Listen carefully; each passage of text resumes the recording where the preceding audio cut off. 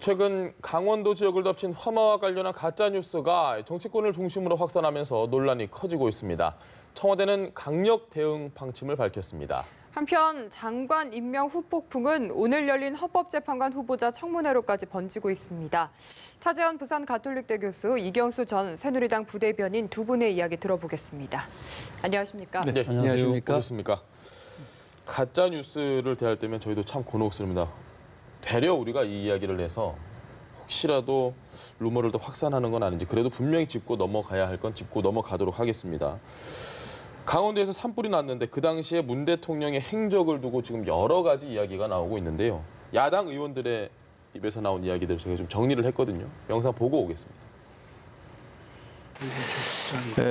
대통령께서 국민들 앞에 나오신 것은 그 다음 날 0시 20분이에요, 말하자면. 이것이 이제 화재 발생 후에 5시간 후입니다. 5시간 후고 또 재능 격상, 그러니까 소방 대응 3단계 격상 후 2시간 반 후예요. 청와대 안에 계시면서 무슨 회의를 하고 뭔 대책을 강구하시나 했는지 모르지만 전혀 이해가 안 되는 상황이고, 박근혜 대통령이 7시간 초 단위로 알리라고 그렇게 난리를 치던 사람들이, VIP가 왜 처음부터 여기 회의에 참석 안 했습니까? 술 취해 계셨어요? 많은 국민들이 뭐 지병설이다 혹은 뭐 숙취 의혹이다 이런 얘기들을 하고 있습니다. 자, 안상수 의원 발언부터 짚어보도록 하겠습니다. 세월호 당시 박근혜 전 대통령의 7시간 이야기를 꺼내면서 문제를 제기를 했거든요. 어떻게 들으셨습니까? 저는 그러니까 야당 의원 입장에서는 그러니까 대통령이 제대로 직무를 했느냐 못했느냐 부분에 대해서 따져볼 필요는 있을 것 같습니다만, 그러나 지금 안상수 의원이 이야기한 부분에 대해서 과연 공감할 수 있는 국민이 과연 얼마 정도 될까라는 생각이 듭니다. 사실 이번 그 대형 산불에 대해서 많은 국민적 우려가 컸음에도 불구하고, 그러나 상당히 조기에 진화되었고 생각보다 피해가 그렇게 좀 적었다. 그런 부분들에 대해서 정부가 상당히 대응을 잘했다는 것이 전체 언론 보도의 아마 저는 주조를 이루고 있는 것이 아닐까 하는 생각이 들거든요. 또 실제적으로 사실 산불이 발생했을 때 정부가 보여준 여러 가지 모습들 자체가 정부가 애초 만들어놨던 매뉴얼대로 착착착 진행되는 느낌을 많은 국민들이 받았을 거예요. 실질적으로 물론 대통령께서는 거의 자정이 넘어서 0시 20분에 긴급하게 회의를 주재했지만 그 이전에 그러니까 지금 실무 단위에서 충분하게 대응책들이 다 논의가 되었고, 그리고 내각 차원에서도 그 총리께서 긴급 지시를 해서 가용할 수 있는 모든 행정력을 다 동원해서 그게 지금 대처하라는 이야기를 했잖아요. 그렇다고 하고 자정이 넘은 시간에도 그러니까 대통령께서 직접 청와대 내 위기관리센터에 내려와서 직접 회의를 주재하고, 그리고 또 그 다음날 또 아침 이른 시간에 또 2차 회의도 주재하는 모습들을 통해서 아마 이 관계 공무원들, 관계 담당 부처에서 상당히 긴장하고 적극적으로 대처할 수 있는 큰 원동력이 되지 않았을까. 그런 측면에서 본다고 한다면 대통령이 지금 이거 단순하게 그러니까 화재가 되고 발생하고 난 뒤에 3시간 동안 모습을 보이지 않았다고 해서 그것이 세월호 7시간하고 비교한다는 것 자체는 말이 안 된다는 생각이 듭니다. 세월호 7시간 자체는 그 대통령이 제대로 역할을 하지 못함으로써 대형 참사로 빚어졌다고 한다면, 이번에는 나름대로 이 외견상 드러나는 모습만 봤을 때라도 제대로 된 그 대응을 함으로써 사실 여러 가지 피해 자체가 많이 줄어들었다. 그런 측면에서 본다고 한다면 야당원에서 의혹 제기는 할 수 있다고 치더라도 그 부분에 대해서 일률적으로 세월호 7시간과 비교하는 것은 진짜 그야말로 비판을 위한 비판이 아닐까 생각이 듭니다. 알겠습니다. 이 박사님 생각은 어떠십니까? 물론 저도 이제 세월호 상황하고 동일한 선상에서 놓고 비교하는 거는 좀 맞지는 않다, 그런 생각은 듭니다. 다만 이제 이런 야당 의원들 입장에서 이런 내용은 이제 제기할 수 있겠죠. 저는 거꾸로 이런 생각을 해봅니다.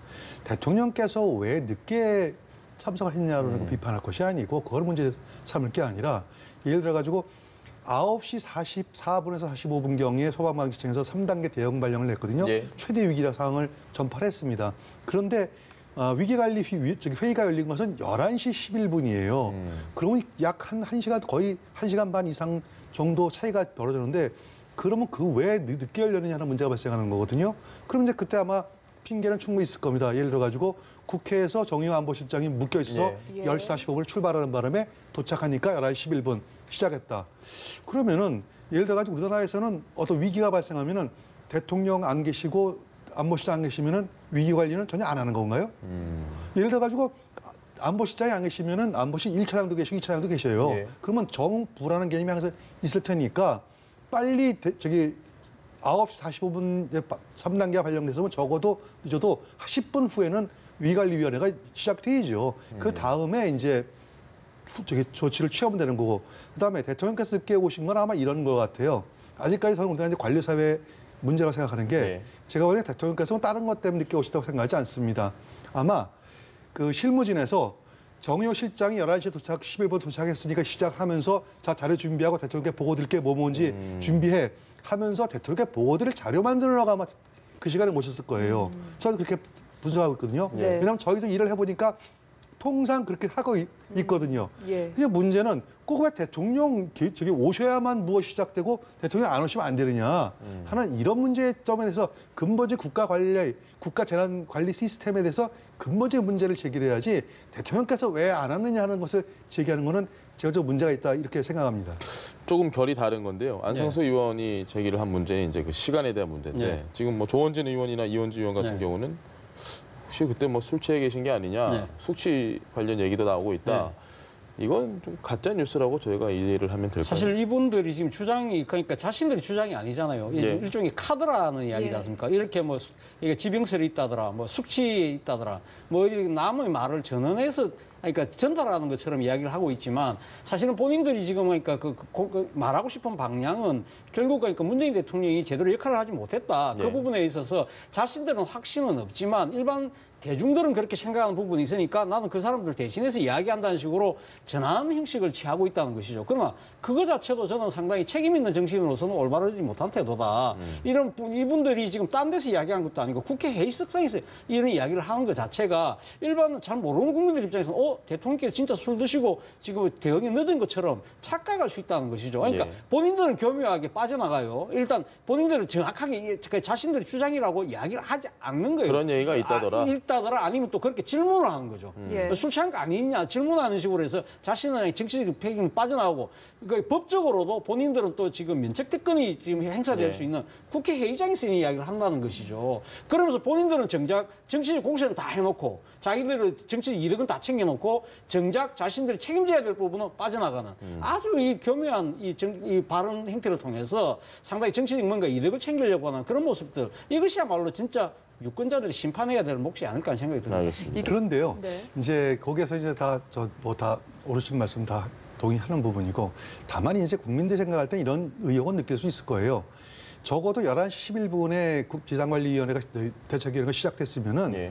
적어도 한 10분 정도 늦게 도착하시면 상관없는데 하필이면 0시 하루를 넘겨서요. 0시 10분에 20분 도착하셨느냐 하는 이제 그러면은 적어도 1시간 정도의 텀이 생기는데 예. 아까 제가 말씀드렸지만 요건 아마 보고자료 만드느라고 늦었다고 전 인식은 하지만 일반 국민들이 생각하실 때는 왜 늦게 오셨냐는 그런 의문은 제기할 수 있어요. 예. 그러면 이제 이렇게 하면 돼요. 근데 그 고민정 청와대 대변인이 이제 요 문제를 가지고 가짜뉴스 얘기를 하면서 국회의원들은 면책특권이 있으니까 어쩔 수 없지만 이 문제를 처음 보도한 어떤 뭐 유튜브 방송 보수 채널, 예. 네. 책임자에 대해서 법적 대응을 묻겠다 그러는데 이거는 간단해요. 그날 대통령께서 저기 어떤 보고를 받으셨고 어디서 어떤 보고를 받으셨고 그다음에 그때까지 1시간 공개를 하라.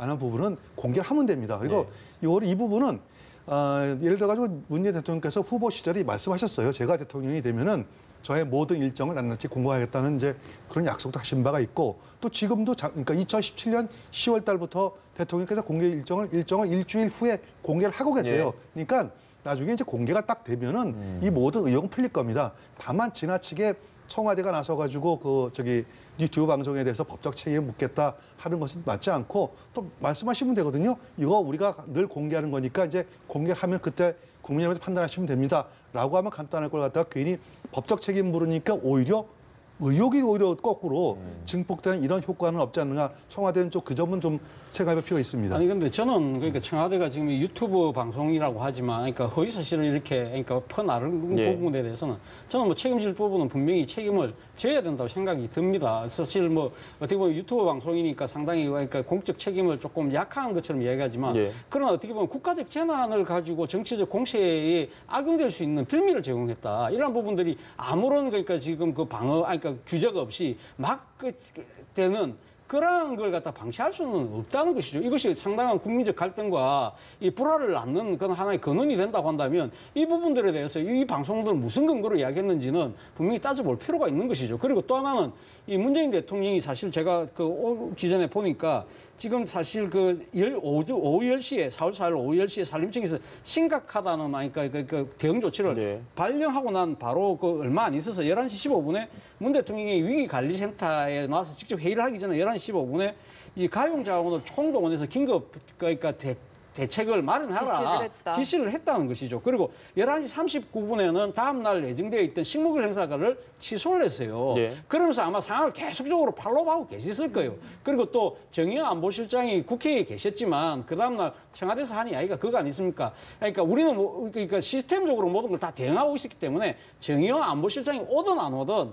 그러니까 청와대는 매뉴얼대로 위기관리센터 차원에서 충분하게 다 대응하고 있었다. 아마 제 생각 모르긴 몰라도 그 과정에서 대통령께 충분한 보고를 하고 네. 대통령도 함께 같이 그 상황을 공유하고 계셨을 것이다. 그러나 아마 이 실무진 차원에서 충분히 나름대로 대책을 마련하고 하는 부분들에 있어서 대통령께서 먼저 나가서 아마 회의를 하고 이런 부분들보다는 좀 더 실무부처에서 그러니까 대응에 만전을 기하는데 시간을 좀 준 것이 아닐까 그런 생각도 든다는 것이죠. 알겠습니다. 그런 식으로 하니까 지금 이 시간대별로 다들 이렇게 딱 제대로만 밝혀내면 충분히 아마 국민들이 이해할 수 있는 정도는 되지 않을까 생각이 듭니다. 알겠습니다. 어쨌든 추후에 밝혀지긴 하겠지만 일단은 좀 의문점을 갖고 있는 부분들은 이해가 된다고 말씀을 하셨는데 저는 그러면 궁금해지는 게 유튜브 채널에서는 그렇게 근거가 없는 음주설을 제기할 수 있다고 해도 이게 국회의원들이 말을 하는 건 또 다른 문제가 아닐까 싶기도 한데요. 그렇죠. 뭐 유튜브 방송은 사실 어떻게 보면 이제 앞으로는 이제 그 유튜브에 대해서도 이제 윤리 강령이라든지 그런 것들이 법제화가 돼야 될 거예요. 네. 아직까지 그게 좀 약하기 때문에 이런 문제가 발생하는데 유튜브에서 어떤 얘기가 나왔다 그래가지고 국회의원께서 그 유튜브 방송했던 것 갖다가 인용을 해가지고 발언하는 거는 제가 또 신중치 못했다 그런 생각이 듭니다.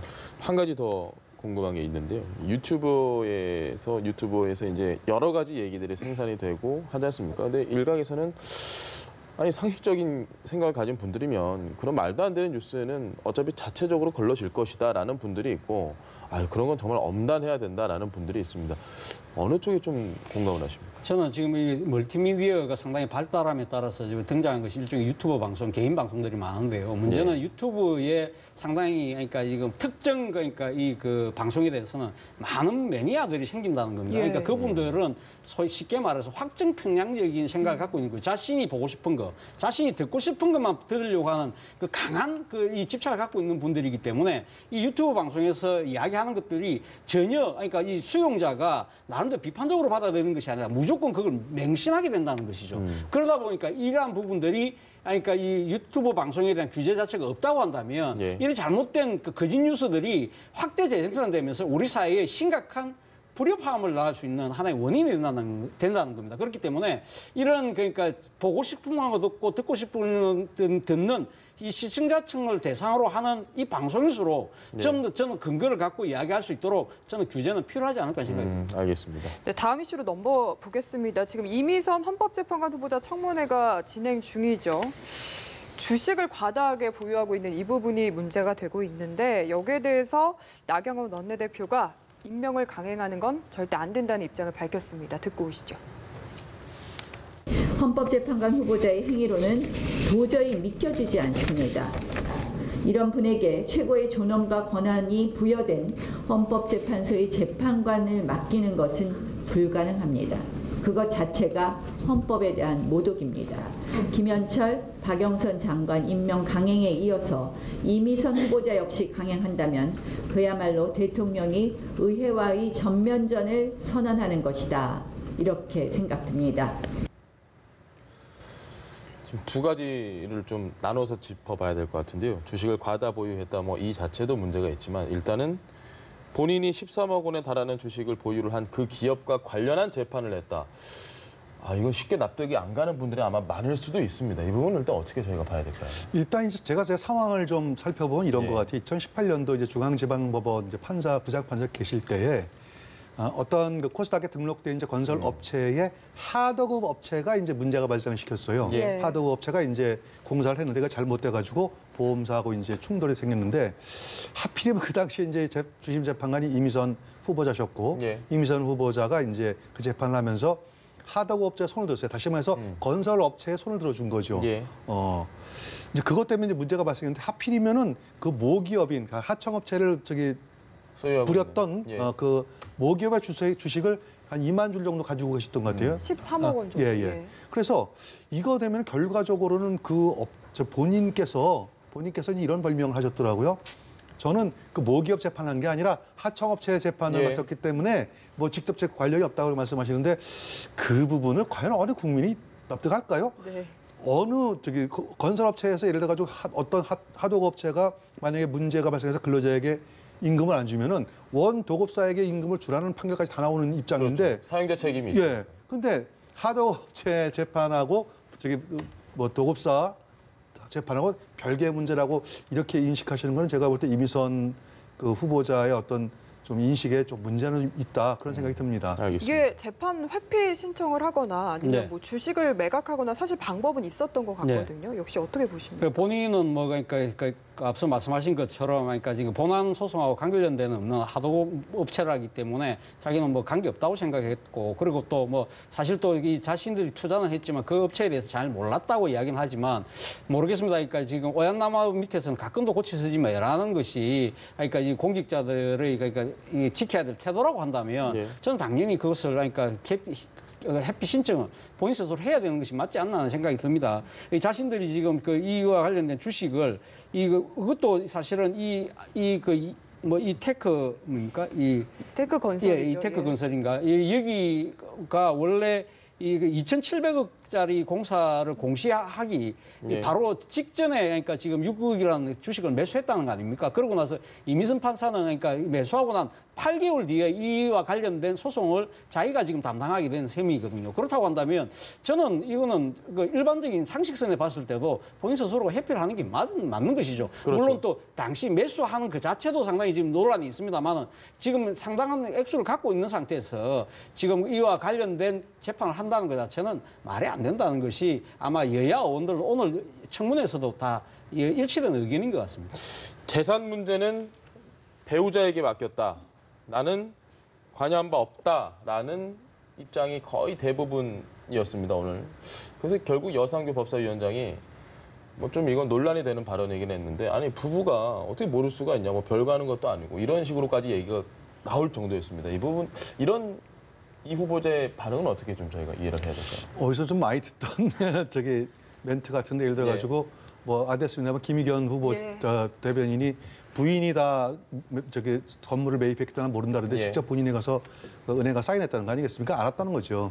지금 이것도 마찬가지예요. 예를 들어가지고 어떤 뭐 공직자라고 해가지고 재산을 불리는데 뭐 집을 할 수도 있는 거고 주식 살 수도 있어요. 하지만 적어도 남편이 변호사라면은 남편이 하는 게 맞죠. 본인 명의로 하는 거는 안 맞고 그래서 나는 뭐 명의만 빌려줬지 남편이 다 했다라고 하는 거는 이거는 굉장히 위험한 발언인 게 부부 사이에도 그게 통하는지 안 통하는지 모르겠지만 예를 들어가지고 나는 아무것도 모르는 남편이 했다 그러면 내 계좌를 갖다 남편이 빌려줬다는 얘기 아니겠어요? 예. 그러면 이거 전자금융거래법 위반이에요. 물론 이제 부부 사이에 그게 이제 되는지 안 되는지 제가 잘 모르겠습니다만 그래서 이런 민식을 가지고 계시다면은 제가 볼 때 참 문제고 그다음에 제가 또 이제 이번 기회에 꼭 말씀드리고 싶은 거는 예. 이미선 후보자요. 후보자하고 또 문영배 후보자 예. 한 분 또 계시죠. 한 분은 우리법 연구회 출신이고 이분은 이미선 후보자는 국제인권법 거의 출신이세요. 이게 과연 지금 이런 분들을 임명하는 게 맞는지 이것도 한번 깊이 생각해 볼 필요가 있어요. 마치 꼭 제가 뭐 꼭 같다는 건 아니지만 과거 박정희 시절의 하나회, 그다음에 전두환 시절의 알짜회, 저는 왜 그런 것들이 기억이 나죠? 이분들 보시면은 왜 꼭 중요 보직 자리에 헌법재판관, 대법원 판사에 왜 꼭 여기 출신들이 다 가시는지 그러면은 예를 들어가지고 지금도 성실하게 재판을 진행하고 계시는 법관들 입장에서는 나도 옛날에 그거 우리법 연구회나 인권법 연구회 그거 가입할 거 그거 안 하는 바람에 내가 인사상 불이익 받는 거 아니야?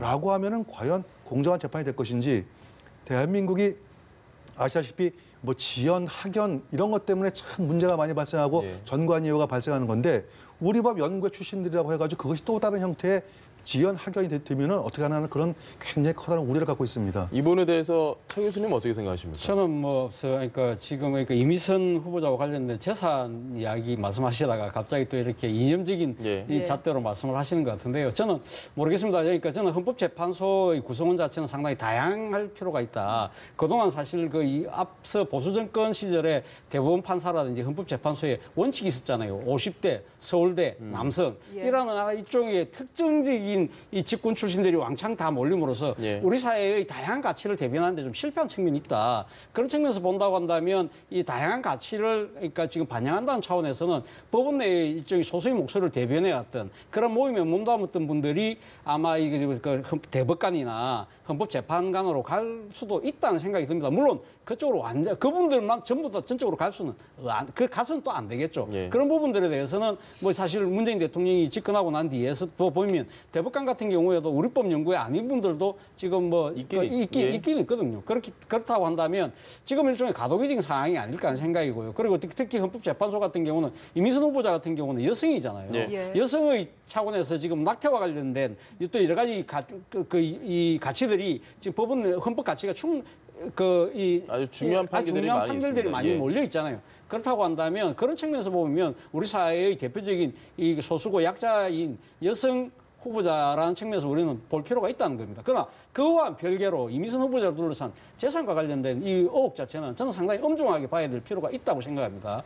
지금 그 이미선 후보자의 재산이 만만찮게 많습니다. 저는 네. 많다는 부분이 아니라 그 중에서도 지금 83%가 주식에 지금 완전히 몰빵한 네. 그런 상황이고 그리고 거의 주식의 거의 70% 가까이 60%가 넘는 것이 코스닥 상장회사예요. 쉽지 않습니다. 쉽지 않습니다. 그렇죠. 예. 그러니까 상당히 리스크가 있는데 여기다가 많은 그러니까 그 투자를 할 수 있다는 것은 이 상당히 법관이라는 지위를 이용해서 뭔가 내부 정보를 기업 정보를 이용해서 한 것이 아닐까라는 생각이 든다는 것이고 지금 이미선 후보자 같은 경우도 지금 법관으로 재직하고 있는 과정에 지금 이 주식 거래가 1,200회가 넘었다고 그래요. 예. 그리고 남편은 뭐 물론 이제는 판사 법복을 벗고 변호사이긴 하지만 4,000회가 넘는다고 그래요. 그렇다고 한다면 오늘 박지원 의원이 그 이야기했어요. 차라리 워렌 버핏 미국의 그 아주 투자 기재인 예. 워렌 버핏처럼 돈을 많이 벌어서 사회에 하는 것이 맞지 왜 헌법재판관 하시려고 하느냐라는 이야기 자체가 저는 우스개가 아니라 국민들 귀에는 맞다. 그거 맞는 지식이라는 이야기가 들리지 않을까요? 야당 위원은 물론이고요. 사실 청문회 과정에서 여당 위원들마저도 한숨을 쉬기도 하고 이랬거든요. 지금 통과 가능할 거라고 왜 이렇게 많이 보유를 했느냐 주식을?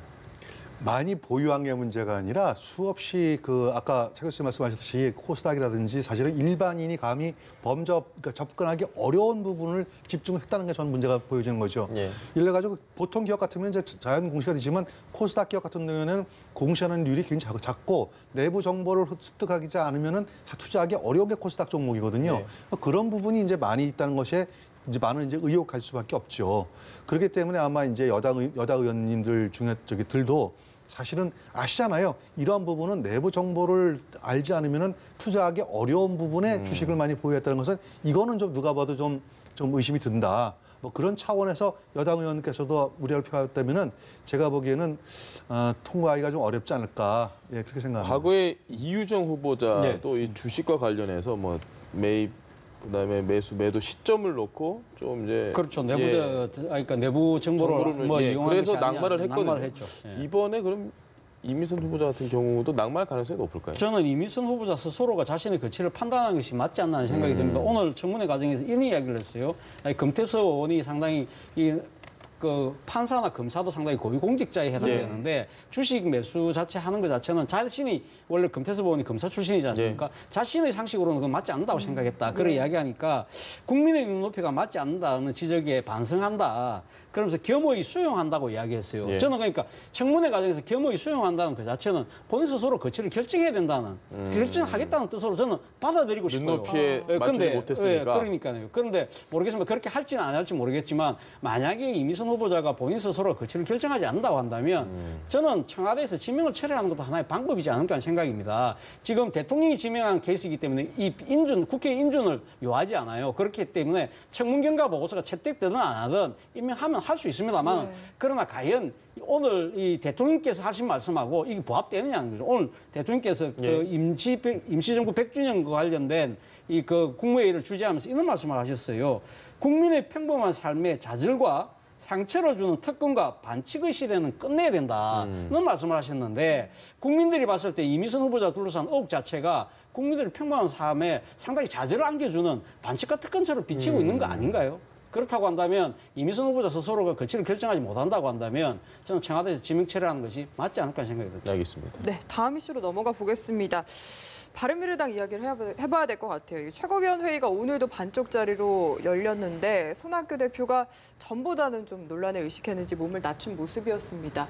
어떻게 결론이 날 거라고 보시는지도 궁금하고요. 또 어떤 방향으로 가야 된다고 보십니까?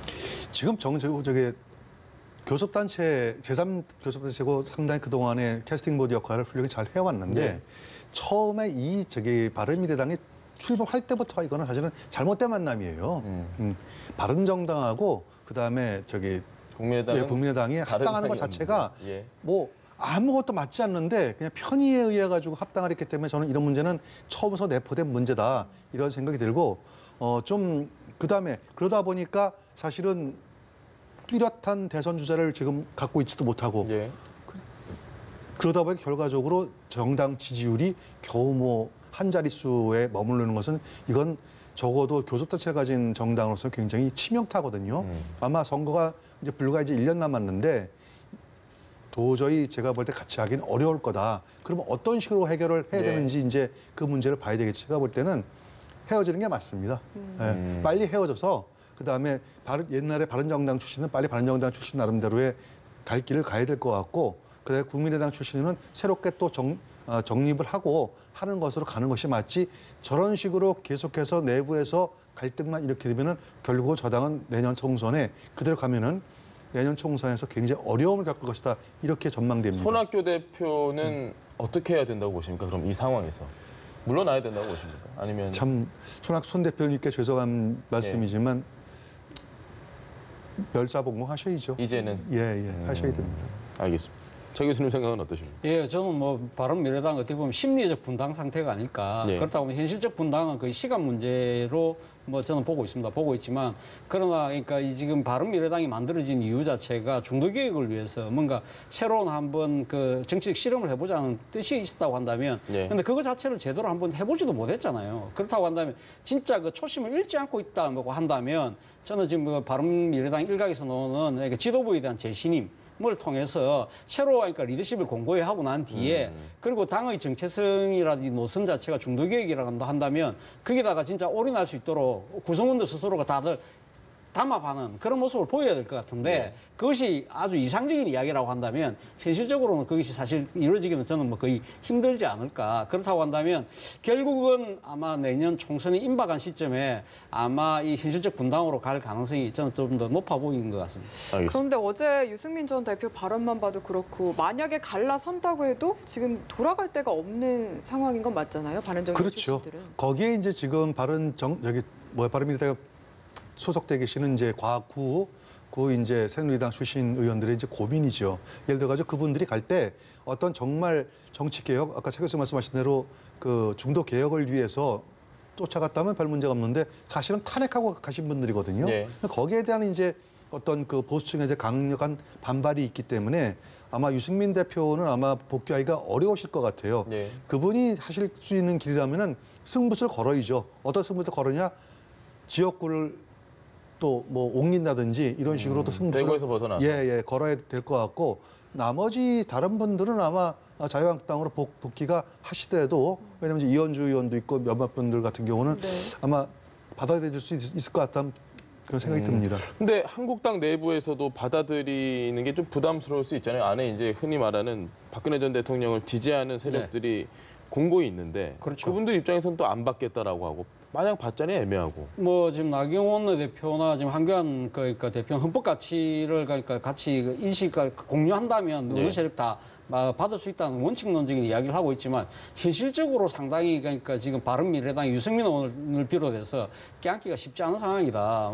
지금 당장 지금 그 애국당 표만 갖고 왔으면 지금 차원성산이 네. 있을 거라면서 애국당하고 먼저 하려는 뜻을 분명히 하고 있잖아요. 그렇다고 한다면 애국당의 조원진 대표가 지금 이야기하는 탄핵 7적, 탄핵 5적이죠. 탄핵 네. 5적 중에 한 분을 지금 유승민 의원으로 지금 꼽고 있거든요. 이런 분은 절대 못 한다는 거 아닙니까? 마찬가지로 유승민 의원 입장에서도 나도 못한다. 과연 지금 그러니까 과거 이 지금 그 국정농단에 대한 책임 있는 세력들과 함께 같이 손잡는 것은 도로 새누리당 하자는 거 아니냐. 그렇기 때문에 이 두 분 같은 경우는 결국 같이 할 수 있는 상황이 아니라는 것이죠. 그리고 또 하나는 유승민 전 대표를 비롯해서 바른미래당 분들이 지금 자유한국당 통합하는 부분에 있어서 탄핵과 관련된 입장, 예. 이 부분에 대해서도 상당히 지금 아주 간극이 너무 커요. 예. 지금 그 자유한국당 입장에서는 지금 자유한국 특히 친박계 입장에서는 지금 바른미래당에 계신 분들이 일종의 우리 힘들 때 우리 뒤통수 때리고 딴 데로 간 일종의 배신 세력으로 보고 있다는 것이고 지금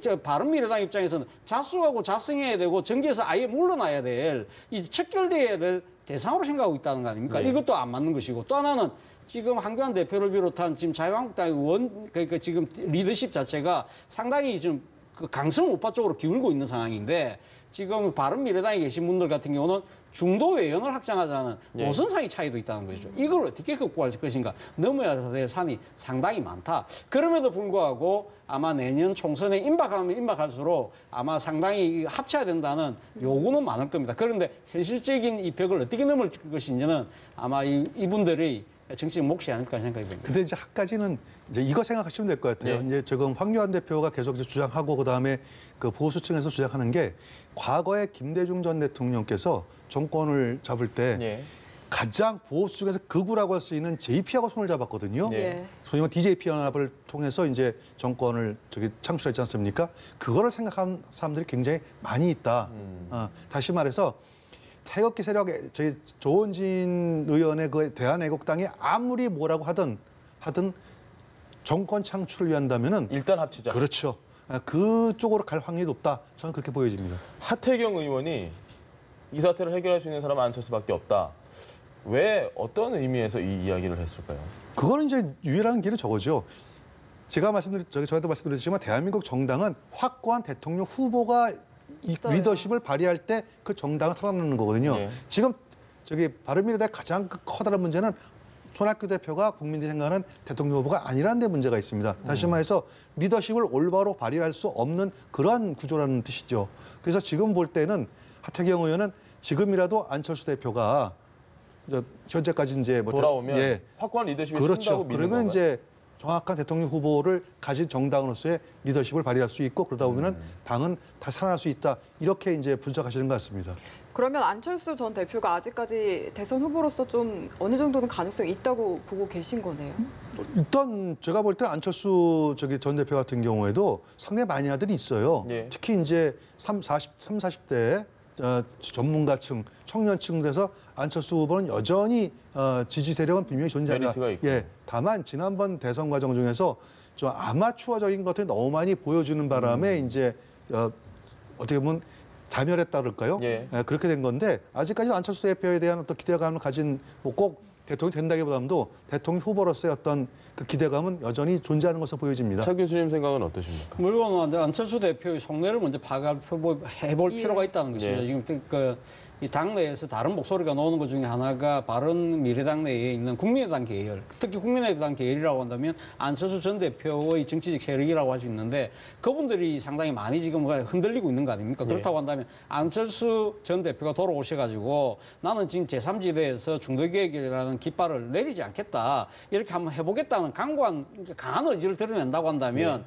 당의 중심으로서 잡을 수도 있다. 그리고 지금 지난 대선에서 안철수 후보가 21% 정도 득표를 했던 걸로 제가 기억을 하고 그리고 또 유승민 당시 대선 후보도 한 6% 넘게 했잖아요. 예. 그러니까 산술적으로 보태면 한 27% 정도의 그러니까 지분은 갖고 있다. 그렇다고 한다면 그 지분만 갖고 내년 총선을 버틴다 하더라도 상당한 이 수준의 의석은 확보할 수 있다. 그리고 두 사람이 지금 사실은 이 바른미래당을 만들어 놓고 제대로 된 중도개혁에 대한 이 나름대로의 정치적인 액션도 한번 취해보지도 못하고 네. 서울시장의 선거에 말리면서 우르르 무너지는 그런 측면이 있기 때문에 한 번 더 그러니까 그 좀 심기일전에서 한 번 더 해볼 가능성은 충분히 있는 것이 아니냐는 그런 정치적 미련을 이야기하는 것이지만 현실적으로는 제가 봤을 때는 가능성은 그렇게 높아 보이지는 않습니다. 끝까지 들어봐야 되는 저희가 알겠습니다. 예. 자, 주제 바꿔보겠습니다. 오늘의 마지막 주제인데요. 하마터면 이 일이 잊혀질 뻔했습니다. 영상 준비했는데 그냥 영상으로 설명드리겠습니다. 보고 오시죠. 해외 연수 중 가이드 폭행 등으로 물의를 일으킨 예천군 의회는 의전 사퇴 등의 거듭된 사과에도 비난 여론이 갈수록 커지고 있습니다. 큰 실망과 심려를 끼쳐 대단히 죄송하게 생각합니다.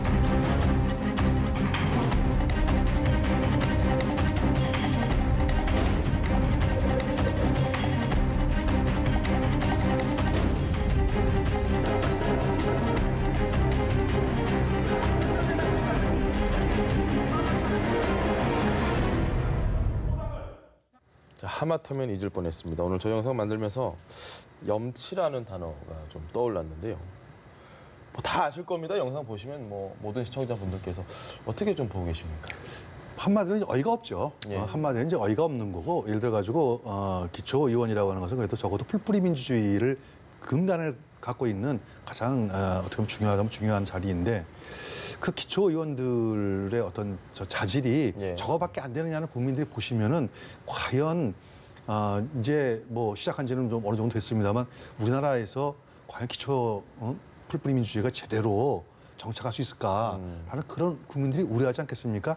저건 대단히 아주 벌성사납고 정말 뭐라고 정말 표현하기 어려울 정도로 그렇습니다. 알겠습니다. 이게 어느 정도 잊혀질 만해서 제명 취소 소송을 낸 것 같은데 네. 이럴 때일수록 저희가 더 기억을 해야 된다는 생각도 들고요. 그렇죠. 앞서 뭐 지금 이 염치라고 말씀하셨지만 저는 떠오르던 그 속담이 벼룩도 낯짝이라는 표현이 떠올랐는데요. 예. 저는 이분들이 아마 지금 다른 하나의 이 롤모델을 생각하고 계신 것 같아요. 뭐냐면 부산 동구의회가 지금 비슷한 상황인데 동구의회에 그 의원하시던 분이 자신의 아파트 내에 경비원 아들이 자동차 사고로 죽었는데 그거 갖고 그 사고 난 그 책임을 물어서 아버지였던 경비원을 쫓아내라. 그래갖고 동구회에서 부산 동구회에서 기억납니다. 제명당했어요. 제명당했는데 이분이 바로 이 제명 취소 소송 가처분 신청을 해서 인용이 되는 바람에 인용이 됐습니까? 예, 인용이 돼서 지금도 제가 알기로는 지금 의원직을 하고 있어요.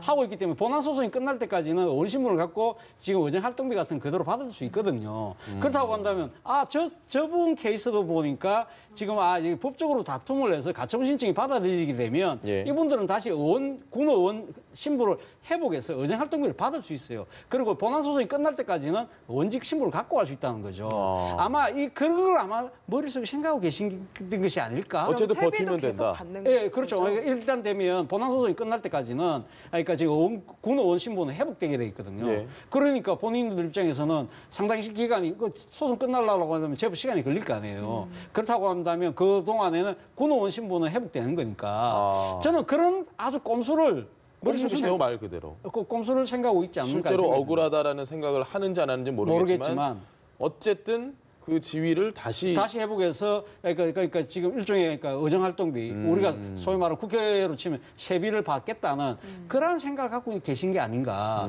그렇기 때문에 제가 벼룩도 낯짝이 없다는 생각이 떠올랐다는 겁니다. 마지막 이슈는 꼭 지탄받아야 마땅한 이슈가 아니었나 싶습니다. 차재원 부산가톨릭대 교수 그리고 이경수 전 새누리당 부대변인과 함께했습니다. 감사합니다. 네, 고맙습니다.